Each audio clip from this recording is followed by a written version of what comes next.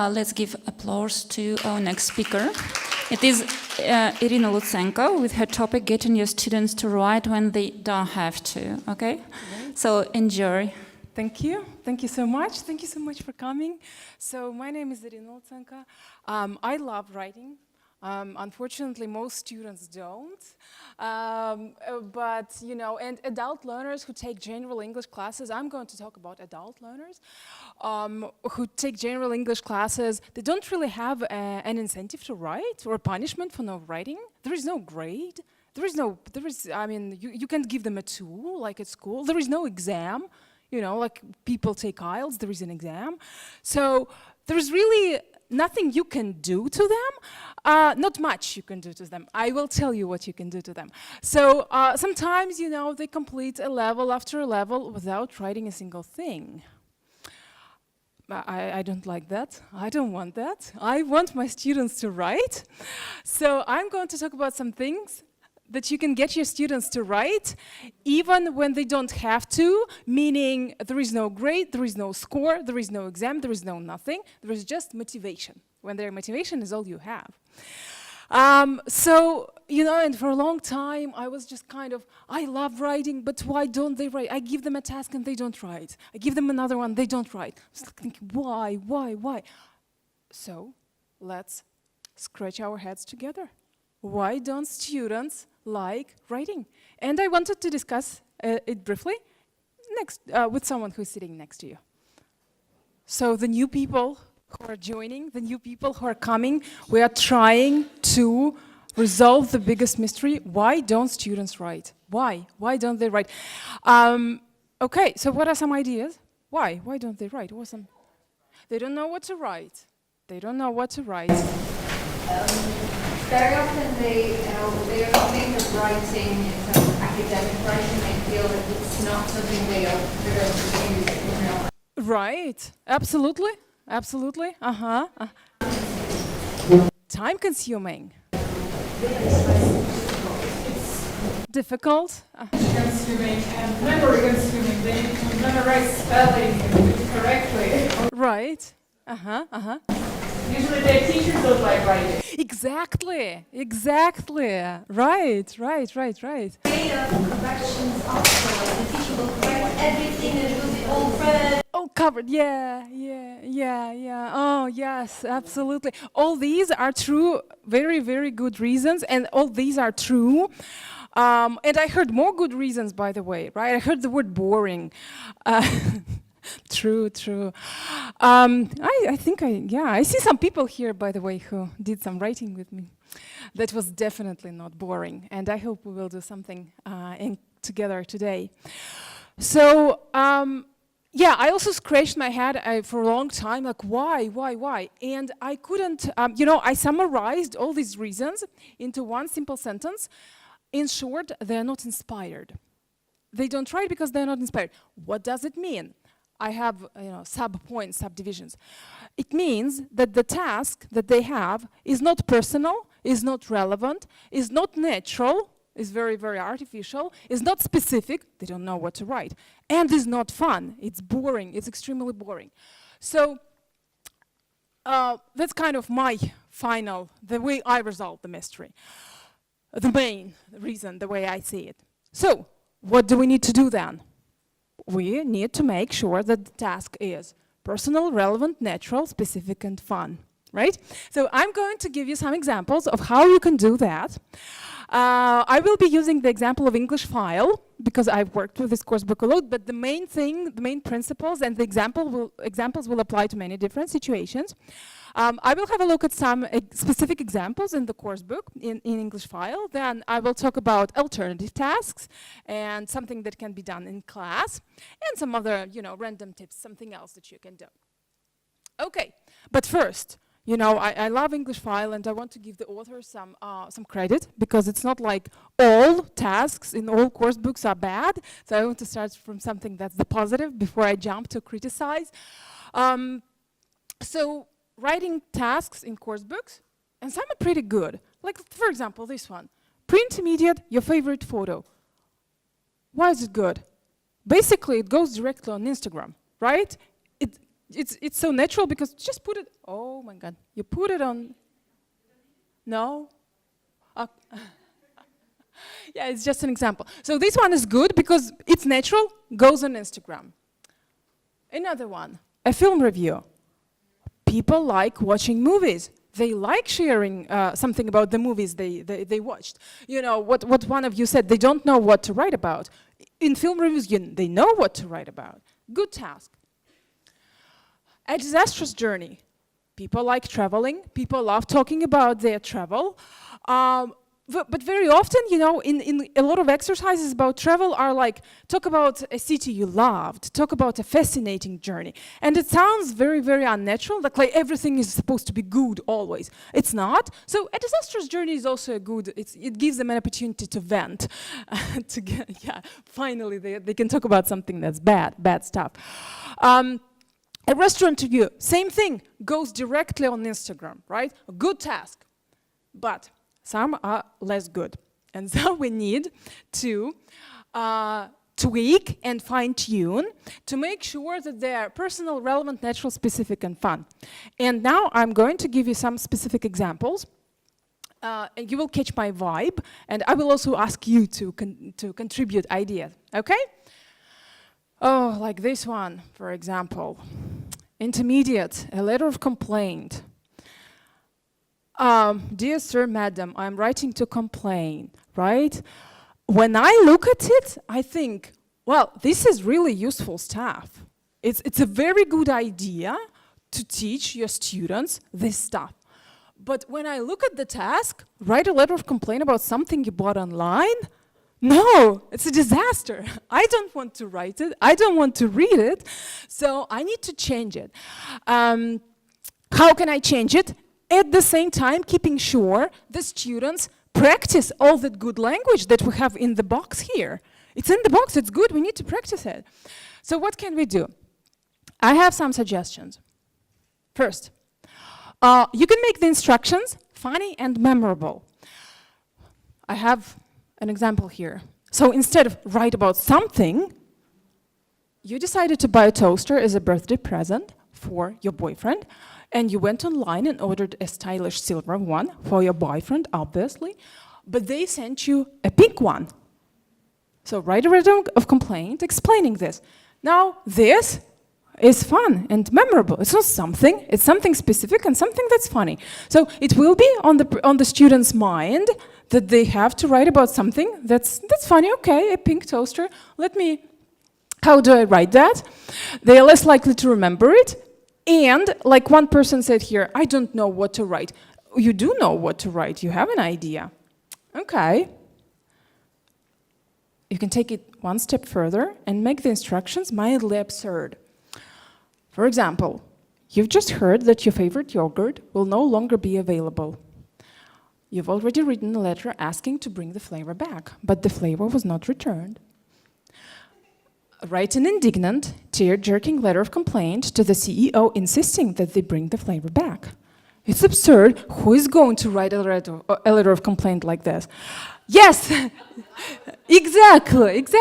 And that's a lot of fun. Like, why? What reasons are you going to come up with? You're going to come up, let them be mildly absurd. Let the reasons be mildly absurd. And I read reasons like, this yogurt helped me soldier on through 3 divorces, and now you're taking away. Yeah, that's fun. At the same time, they can still use all that language, like yours faithfully, right? You can still use it in this task. If your students have a higher level, you see, I have an addition here, indignant or tear-jerking. How do you write an indignant letter? What do you include to show your indignation? So, the F word, the F word, and then the, yes. What the... Хотите постоянно развиваться в преподавании иностранных языков? Школа Дмитрия Никитина проводит образовательные тренинги, конференции и курсы для преподавателей. Подробности о событиях можно узнать по ссылке в описании. Thank you. Oh, yes, I was talking so, yeah. Okay, or you can ask them to choose a different tone, a tear-jerking letter. What are you going to write to make the CEO cry? He must cry. Or bring the flavor back. So yeah, here you can add a tone, right? They can have some fun. Okay, that's, you know, what I personally like doing. I like to go wild and do something that's absurd. Some students, like maybe you are thinking this, some students don't like that, right? They will say, it's crazy, that's not natural, yeah, I'm not going to do it. Fine by me, I have a solution. You can make the instructions very, very specific and very, very real. And that's IELTS writing task 1. Why is it a good, much, much better than what we have in the book? Because we have the situation, and then we have 1, 2, 3. We have 3 points, so when your students tell you, I don't know what to write, well, you do know what to write, it's right here. So this is a much, much better task, and it's basically ready for you. It's from an IELTS book. Also, if you know that your students want to take IELTS in the future, you tell them that it's IELTS. So you make it real for them and you make it relevant for them. Or if they don't need it, you just don't tell them, okay, this is an alternative task for you. Okay? So here is something that you can do with this one, with this boring letter of complaint, also boring but also useful. Okay, another one, also the same thing, also boring but also useful. A covering email, right? Again, useful, useful. We need this language. I attach my CV, looking forward to hearing from you.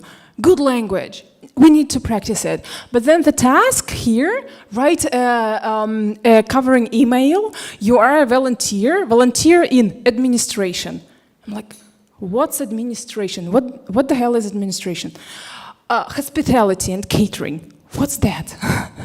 I don't even know what that is. So to me, that's an awful task. That's a boring task. That's an irrelevant task. Okay, but how can we make it better? How can we make it better? Add more details. Add more details. What does administration include? Yeah, what's administration? What does it include? What else can we do? Change profession. Change the profession, like what profession? What the students do. Right, What their parents do. If right, Tell them that I want to change my profession. I'm looking for a new job and I ask them to help me. Help me out. Right. It's not like I can write a covering email myself, yes. I need ideas. I need ideas, yeah, absolutely. Good, and you can even give them an example, like I want... Time and I can pay them. Yes, oh, exactly, good, perfect, yeah. So you see, yeah, any more ideas? Like if they're watching TV series, they can be a person in this TV series and just like write as they are. A role, yes, a role that they play, right. So you see, lots of good ideas. And again, I have some ideas that are serious and that are mildly absurd. So an idea that I have here is something I came up with is this. Again, make the instructions fun. And that's something real that I saw online. Netflix is hiring professional binge watchers to rate their shows. Apply, right? Everybody watches TV shows. Apply for this job. Now, what they have as a newspaper article, I made it into a task. So this task, I wrote it myself. What does it do? Basically, it echoes the article, and it also echoes the task in the course book. So it's basically phrased the exact same way as in the course book. Easy peasy. You don't even need to do anything, right? It's right there for you. I also think it's a kind of, I like this task, it's a funny task, also a creative task, because, you see, we have this, all applicants must be appropriately qualified. What's appropriately qualified for watching? How do you write that? That's your imagination starts working, right?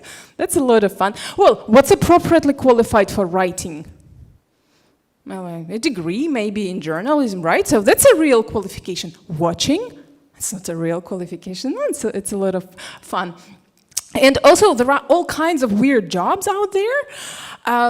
So you can go and take it even, one step further. There is professional apologizer, like person who apologizes as a job. So you can take this, lots of really Google it, weird jobs. So this makes it more likely that the students will write it rather than administration. Okay. Another idea for kind of something that's similar, an application email. Now this is advanced, so it's long, but also so good, right? But then again, by advanced, another problem that I have, well, first it's boring, and again we have receptionist. Come on, receptionist. So that's one problem that I have with this task. And the second problem, by advanced, they have discussed the topic jobs ad nauseum. They don't want to discuss it anymore. It's boring. It's kind of, but it can be very, very relevant. So what can we do here? Well, first, make the instructions real and go to a real job search website. What I have here is Microsoft Careers, and that's a real website. They have the requirements, etc., everything. So I have worked with IT people a lot, IT students, so that's why that's the example. And it's very, very real for them. They can actually do it. Or, alternatively, ask them to write a job application if you want to challenge them for a job they are not qualified for. Okay? Maybe they're 35 years old, stuck in, I don't know, administration and management. They are bored, they don't want to do this anymore, but maybe 15 years ago they were dreaming of being, I don't know who, a journalist. So ask them to write a job application for a journalist. Maybe they don't have the qualifications, but they will tweak them in order to match their dream. Okay, so invite people to dream. Okay. Another one. Intermediate plus, exam task. Also a good writing exercise. Because again, we look at it, we think, basically all exams have an opinion essay, right? Agree or disagree. So again, we think we need to write it. And we have good exercises in the course book, like firstly, secondly, introduction, etc. And then we have the task. It's not a good idea to cram the evening before an exam. Do you agree or disagree? Do you think it's a good task? Well, it's kind of specific. Cram,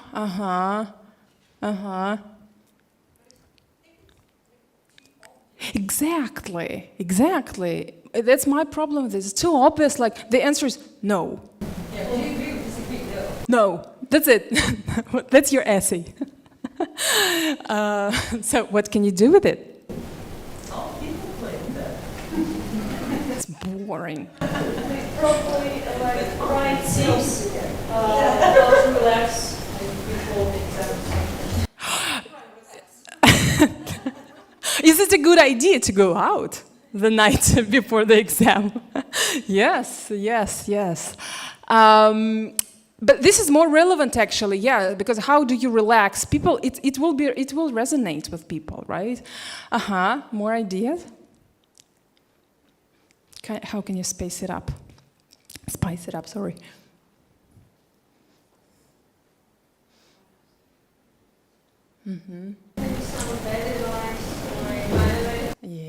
Yeah, you're reading my mind. I like playing devil's advocate. It's a good idea to cheat in an exam. Do you agree or disagree? Okay. Well, again, we kind of think, no, not a good idea, but I bet 100% of students in Russia have cheated in an exam. I'm not going to ask if, if you have. Right. So again, people usually like going down their memory lane and thinking about the times they cheated, and maybe kind of they come up with reasons why they cheated. Maybe the teacher was not very, I don't know, adequate or something. They usually have lots and lots of stories for that. Okay, so that's a lot of fun, and also it's relevant. People can relate to that. Okay.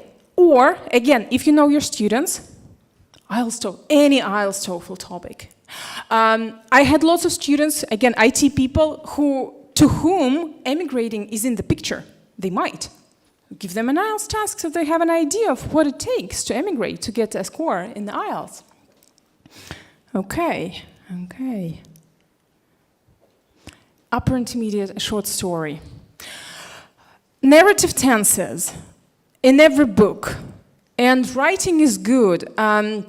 Alexei was talking in the morning about writing because you have time to think. And narrative tenses, you need time to think. Like, did it happen before? Is it past perfect, past perfect continuous? You need this, right? It's good for stories. But again, when I look at these tasks, it was 11 o'clock when the phone rang. There was nothing for your mind to there's nothing to hook you here. So you can write any continuation here. Alex had been working hard that day, was looking forward to going home. Okay, this is just such an everyday thing, right? So okay, so students are very, very unlikely to write. They might if you ask nicely, if they love you, they might, but still, I don't like it. So again, what do? I have fun, and I also teach creative writing a lot, and I use my creative writing prompt. Okay? If I'd known then what I know now, I never would have stolen those socks. How did I end up stealing them? Now your mind, okay, stolen socks. Now your mind can start inventing something. Like, why? Why on earth would you do that? He wasn't supposed to know about the 20,000 at all, yet somehow. Again, you have something specific, 20,000. Why? Who? He wasn't supposed. Who's he? So you have something specific for your mind to write about. That's why the students are much, much more likely than the phone rang. It's very too vague. Well, and these are also kind of fine, more neutral. If you have something absolutely crazy, I rushed around the house in terror, turning every tap on full. Why? And why terror, right? What are some reasons for turning a tap on full? What's that? Fire. Fire. To make noise to drown out the other noise that's happening. Try water. They just like you just try that there'll be no water in the house for the next 3 days. And they're switching it off in 30 seconds. Yes, yeah, but there are no buckets involved. But you can include the buckets into your story. Yeah, you see, imagination is working, and you can write something that's really, really fun. Okay? And the beauty part of all these ideas that I have just shared, you can still use all those exercises in the book. You can still use those boxes with useful language. You can do all that, and you can practice all that good language, but something that's more fun or more relevant. Okay? And another reason is it takes literally, 30 seconds to create them. You just type a task, and that's it. You're good to go. What's that? 2 hours? No, I mean, 30 seconds is like the time to create such a good task. At least for me. Yes, it will take you 30 seconds to create it, and maybe it will take your students 2 hours to write it, but you don't care. If it takes 2 hours, it takes 2 hours. Yes. But, by the way, moving on to the next thing, writing in class. Writing in class, I say, yes, do it. do writing class. So you know that at home it doesn't take 2 hours, it takes slightly less time. I think writing in class is a good idea. And basically you can write anything in class. Do any of you do any writing in class here, other people?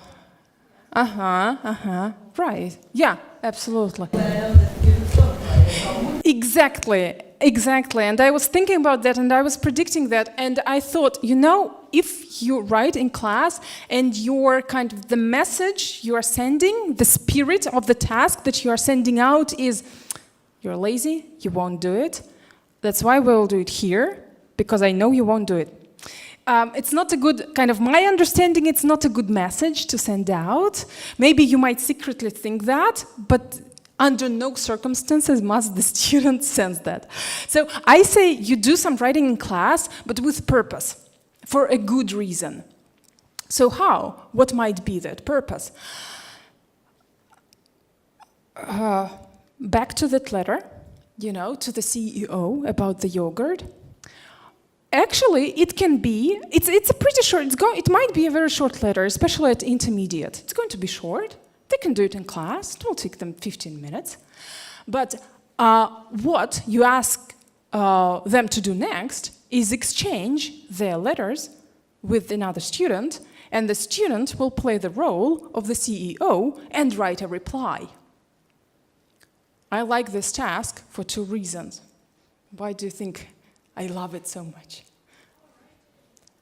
More writing, yes, exactly. Instead of 1 piece, they write 2 pieces. Yes, that's the first reason. It will have to write officially only, and the host guy is not supposed to write on the Right, you as a client, actually you can write anything you want, right? You don't have to be formal, but the CEO does, right? Good, I didn't think of that. It's a very good reason. Yes. Whatever indignation comes your way, you have to address it politely. Yeah, But it demands some kind of new set of target language, yeah. Because that is another type of formulation. Absolutely. You have to know your students. You have to know if your students are ready for that. Your assessment personally explore something less teacher-centered. Exactly, you're on the right track. Well, you see, my problem with a lot of writing the students do is, who sees this writing? The teacher is the only person who sees it. Why does the teacher read it? Correct mistakes. Is it, how natural is this? Not at all. How positive is this? Not at all. Yes, absolutely not. So this is not a very good situation. Here, you're right. You will be taking the focus off yourself, and they will be writing it for somebody else. And the reason for writing is not to have your mistakes corrected, to get a reply. So this is how you make it more natural and more real and less kind of intimidating. Maybe you don't even, maybe you ask the students to correct your partner's mistake, maybe you don't. I don't know, in my creative writing, for example, I discourage overcorrection. So, yeah, but it's up to you, Okay, so first, you can do writing in class to exchange. So, then, another thing that you can do. You can break the task into manageable chunks, and essays are conducive to that. And you can ask them, okay, we are now writing the introduction only, or we are now writing the first paragraph only, the first body paragraph only. Why is this a good idea?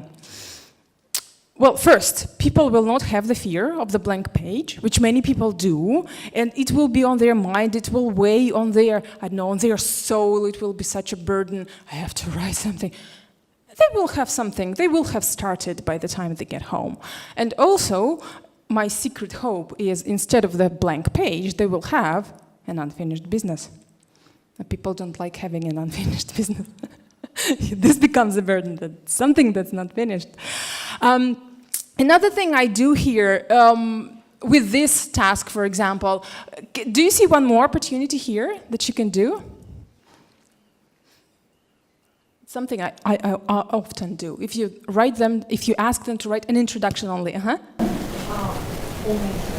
or one paragraph only, doesn't matter. They can swap. And I sometimes ask other students to you write one paragraph, then you write the second paragraph for someone else. Right.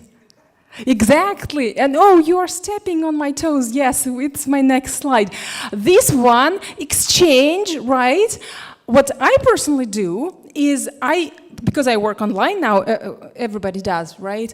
I copy all the introductions they write and I put them on our screen so all of us see all the introductions. Okay? Now this kind of helps them, okay, everyone is writing, so should I? And also, maybe there is some good paraphrasing that they can borrow, and when they come home, they will inject it into their essay. Okay. And then, yes, you see, basically, there is just so much you already know. Collaborative writing. Writing together, yes. I have two directions that we can go in. First, guided. So you have a story in mind, and you prepare a list of questions for a story. Well, if they answer all those questions, they will get a story. This will work for lower levels, when they need more support, when they need more scaffolding. So you read the question, and then they have to answer it. And in the end, they will get a story. And you can do it in different ways. They can write just one story in pairs. So one person is writing, the second person is taking a tiny little break, if you think your students need that. Alternatively, they can write two stories at the same time.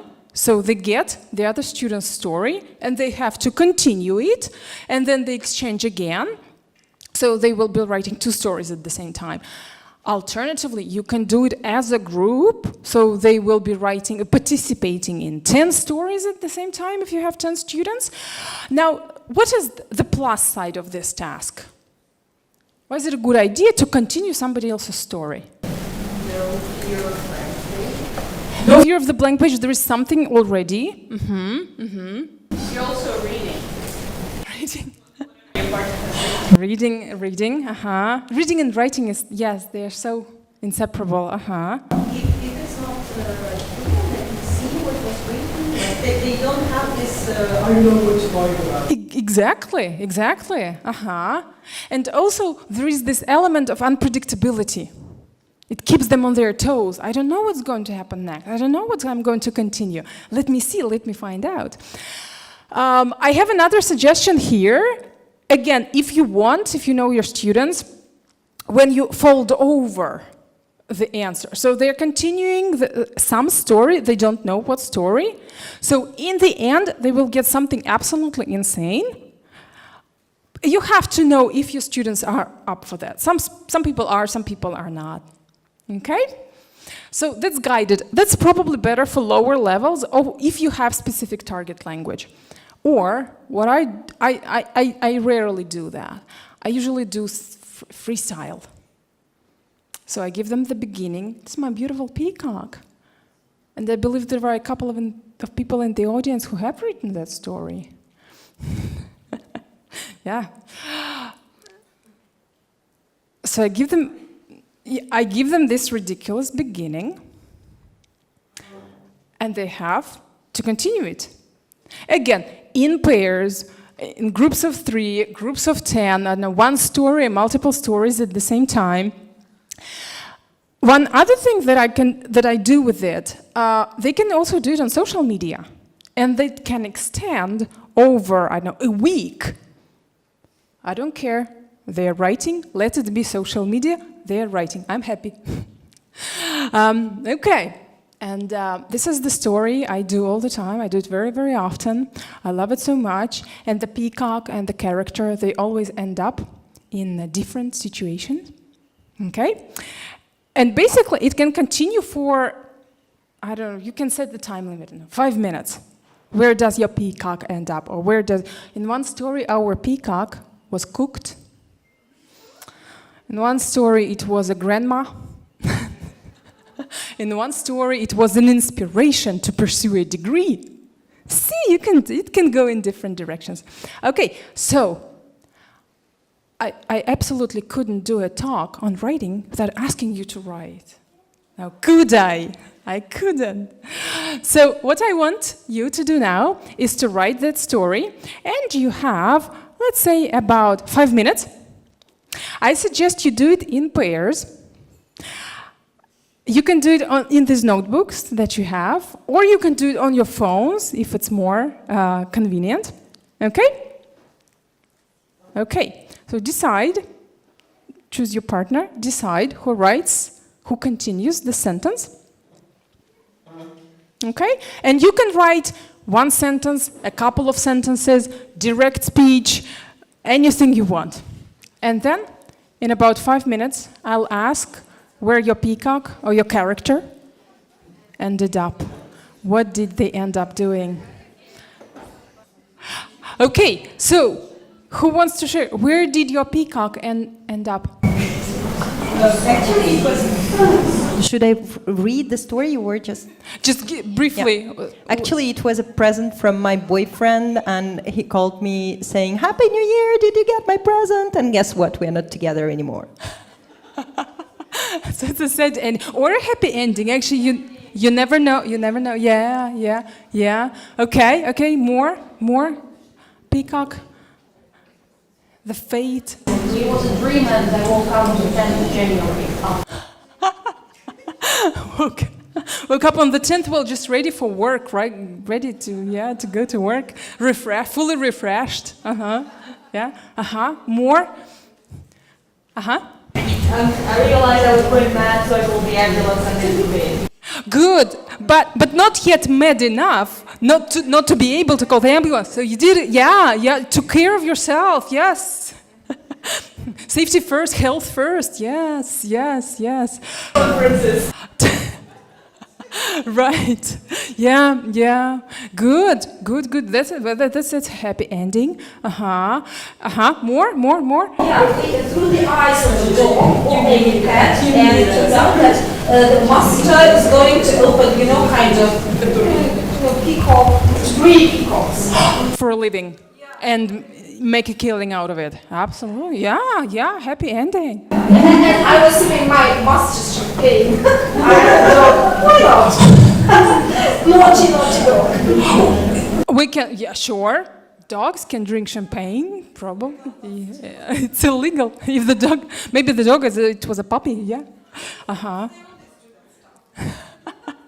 Okay.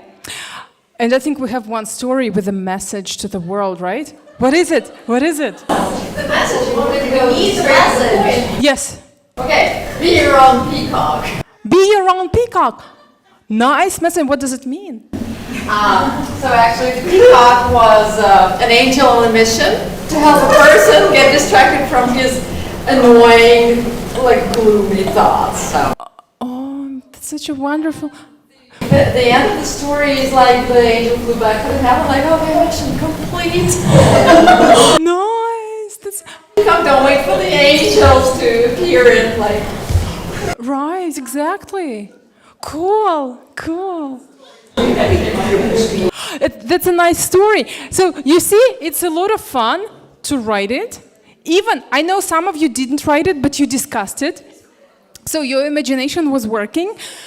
It's then a lot of fun to compare, right, where the peacocks ended up. If you decide to write it out on social media, send it to me or tag me, and I will share it in my stories on Instagram. My students know the peacock, so they will have one more story, one more ending. Okay? There will be a slide with that. Okay, good. And now, some final tips. What else can you do to get your students to write? One thing that you can do is, and I'm sure you do that, listen to your students and allow them to change the task. Because the tasks in course books, they are often so generic because they're written for thousands of people, obviously. So just listen. For example, we have this task in intermediate, smartphone, a great invention. Well, everybody has talked about smartphones, I don't know, a gazillion times. It's boring. But I was listening to my student, and my student was seriously considering buying an electric scooter, like thinking to buy or not to buy. And I just matched his ideas, well, in his dilemma, to the task. And again, same thing. You can practice all the same language, all the same structures, everything. But just listen to your student. And you can, if you have a group, maybe one person will write a different task, or maybe everybody will write a different task. Why not? Another thing that you can do, and I already talked about this a little bit, give them a real reader, a real reader. Other people in the group. Maybe other people will be interested about some pros and cons of electric scooters, right? So this is real. Or strangers on the internet. And basically, there are websites for any kind of writing there is. Opinion, TED. There are comments, the comment section. Product reviews, product descriptions, Amazon. Book reviews, Goodreads. Couch surfing, personality person, couch surfing, anything under the sun. If you need it, it will be somewhere online. So they can post it online, for real. Another thing that you can do is you can share their writing on VK. And I have a community which is several thousand people. It's not like, not a lot, not too many, not 5 million, but still, plenty of strangers out there. So I publish a lot of my students' writing, or you can encourage them to publish it on their pages. And it makes such a huge difference to effort and editing. If they know it's going to be published, they put in more effort. And if they know it's going to be published, they edit it time and time again. Because with boring tasks, like they do it, sometimes they do it because you asked, but you return the piece with mistakes, they are never going to rewrite it because it was boring in the first place. This one, they will rewrite, I guarantee. They don't want to be embarrassed by bad writing out there. So that's one thing. Another thing, stay positive and set an example, acknowledge attempts and support partial success. So let's say your student comes and says, I've only written 2 paragraphs. You say, sure, good, let's look at them. And let's talk about what you can write in the other 2 paragraphs. So what, it was not the whole piece, it was something. Be patient, because sometimes, again, let's say you get an upper intermediate student, and it's your new student, and in all the other levels, nobody ever asked them to write anything. So when you do, it doesn't even register with them. It's a skill, it's a task. They might simply ignore it because it's new. Be patient, just remind them, okay, by the way, did you write that thing? Kind of keep reminding them and wait, maybe they will not write it this time, next time.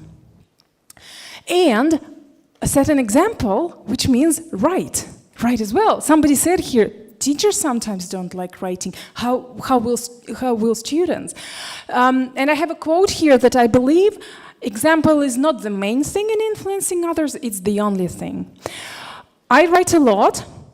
What I write on social media is in English, so my students know I write, they see it regularly, maybe they don't even read it carefully, but at least they see that I write something.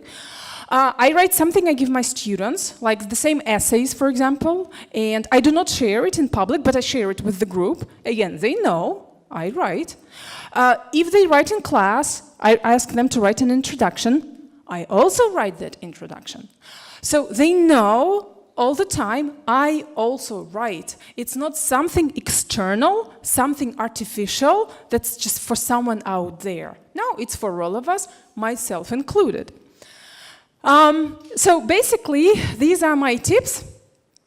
If you have any questions, I love writing, like I said. If you have any questions about writing, message me on different social media. Tag me with the peacock story, type it up, polish it, yeah, and let's share. Let's let the world know what we did at the conference. We wrote a story. I teach a lot of writing courses, and I teach a creative writing club that I have mentioned, which is free. Feel free to join the project. Okay, and thank you all so much. Do you have any questions? So no questions. You mean when your students get the task of writing, you do the same task and publish it? Sometimes I do, sometimes I don't. Sometimes I only share with the group. Sometimes I publish it. It depends on the task. It's really great. Yeah.